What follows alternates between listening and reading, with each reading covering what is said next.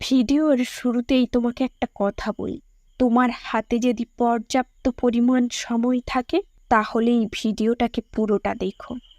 এই পৃথিবীতে কোনো ব্যক্তি আমাদের বিষয়ে ততটা জানতে পারবে যতটা আমরা তার সামনে প্রকাশ করব, যতটা আমরা দেখাতে চাইব। হ্যাঁ, মানুষ তোমার বিষয়ে ঠিক ততটাই জানতে পারবে যতটা তুমি তার সামনে প্রকাশ করবে। আর আমাদের জীবনে এমনও কিছু বিষয় আছে যেগুলো কখনো কারোর সামনে প্রকাশ করা উচিত নয়, যেগুলো কখনো কারোর সামনে বলা উচিত নয়। তোমার কাছে অনুরোধ করব, জীবনে যাই হয়ে যাক না কেন, পরিস্থিতি যেমনই হোক না কেন, এই তিনটি বিষয় কখনো কারোর সাথে বলো না। এই তিনটি বিষয় কখনো কাউকে শেয়ার করবে না। না, এমনটা নয় যে প্রত্যেকটা মানুষ আমাদের খারাপ চায়, এমনটা না যে পৃথিবীর প্রত্যেকটা মানুষ খারাপ। কিন্তু সত্যি বলতে আজকের দিনে মানুষ চেনা অনেক বেশি কঠিন।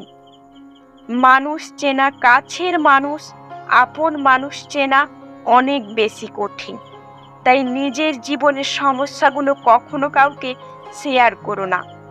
আমি জানি না কজন তোমাকে সাহায্য করবে, কজন তোমার উপকারে আসবে, এবং আমি এ বিষয়ে নিশ্চিত করতে পারি এক শ্রেণীর মানুষ আছে যারা তোমার সমস্যার কথা শুনে হয়তোবা মজা নেবে, এমনও এক শ্রেণীর মানুষ আছে যারা তোমার সমস্যা শুনে হয়তোবা উপহাস্য করবে। তাই যদি ভালো হয় তুমি তোমার গোপনীয়তা বজায় রাখো।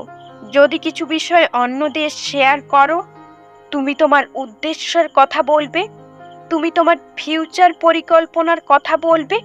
তারা তোমার মোটিভেট করা তো দূরের কথা, হয়তোবা এমনও কিছু বলবে যা তোমার লক্ষ্য থেকে দূরে সরিয়ে দেবে, যা তোমার কাজের প্রতি আগ্রহ কমিয়ে দেবে, যা তোমাকে অনেক বেশি দুর্বল করিয়ে দেবে।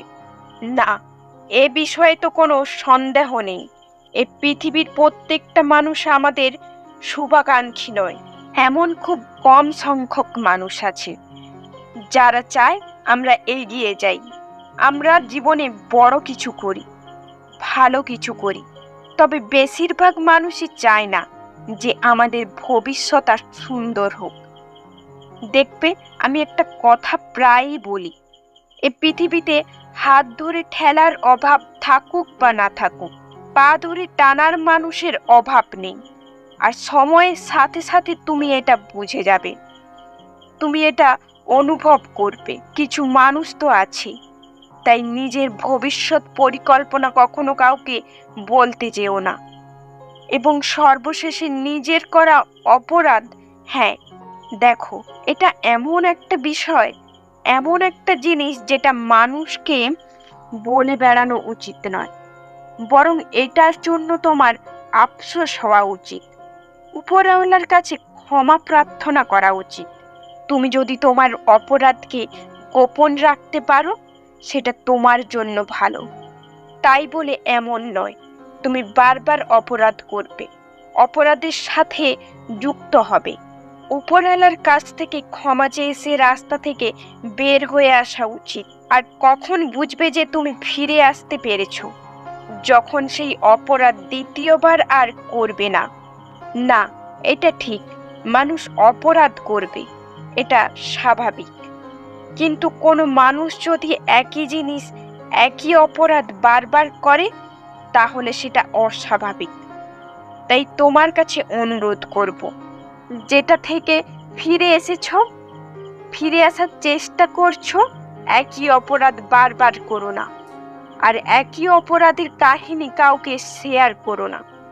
তোমাকে আবারও বলবো, কিছু জিনিসকে গোপন বজায় রাখা উচিত, কিছু বিষয় মানুষের সামনে কম প্রকাশ করা উচিত, কারণ এই পৃথিবীর সব মানুষ আমাদের শুভাকাঙ্ক্ষী নয়।